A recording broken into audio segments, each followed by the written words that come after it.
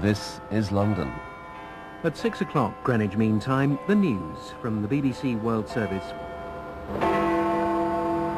As London woke to the final day of the campaign season and the betting shops opened for the last round of vigorous speculation on the outcome of today's race, some things were a foregone conclusion. Vote for Raving Loonies.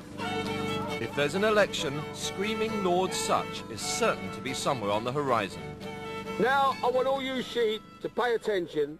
If you don't want to be chops, vote Raving Loony.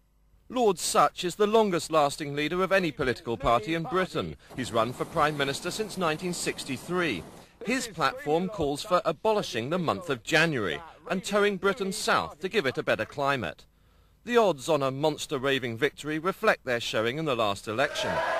Sutch was the first to congratulate John Major in '92, followed by Lord Buckethead, a 267-year-old extraterrestrial, apparently.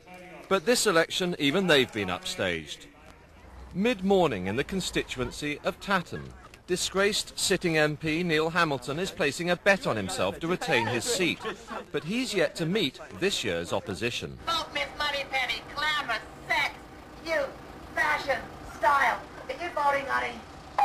And across town, the more sedate Teddy Bear Party. We're standing on a broad anti-fleas ticket. Some people might think that this is a little frivolous and demeaning to the electoral system in the country. You think it's demeaning? I think we're a serious, credible alternative government. Back down in London, Captain Riz is campaigning for Glenda Jackson's seat. But adding a lot of colour to the campaign. We're not about drugs, we're about legalising marijuana. Lord Toby Jugg doesn't care about drugs. He campaigns from a coffin that dead people should be allowed to vote. Vote for your official dead candidate, Lord Toby Jugg. The Natural Law Party. The Natural Law Party has one big idea, and by mid-afternoon they're presenting it to the media.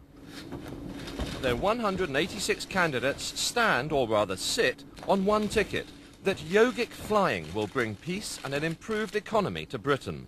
It's completely serious. In fact, I feel that the Natural Law Party is the only party bringing a serious new message to the political agenda. Back in Tatton, Miss Moneypenny has become bored with the sitting MP and taken issue with the bears. I have no fleas, honey. I think we'll leave this one alone. I think it's a love for eccentricity. We don't like people who take themselves too seriously, and we love anything in politics that pricks the balloon of the pomposity of our political campaigns. It's not a matter of actually winning. It's a matter of taking part and putting your policies and ideas forward. So there is a slightly serious side to all of this. I'd like to think that everybody was open-minded, not to be just looking at surfaces and find out what people are really about. By dusk, the betting shops close their books with almost $20 million placed on this year's election. The Natural Law Party is explaining what it's really about to the television public.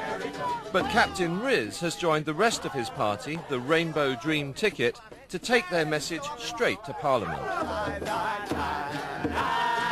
Their party wants to abolish the House of Commons and allow every citizen to vote on issues on the internet. Their candidates talk into the night of a future of Rainbow Land. The party workers, well, party. But out on deck, their leader, Rainbow George, explains why he stood for Parliament for half his life. I would wish that I could live in the kind of world that I would be sorry to leave.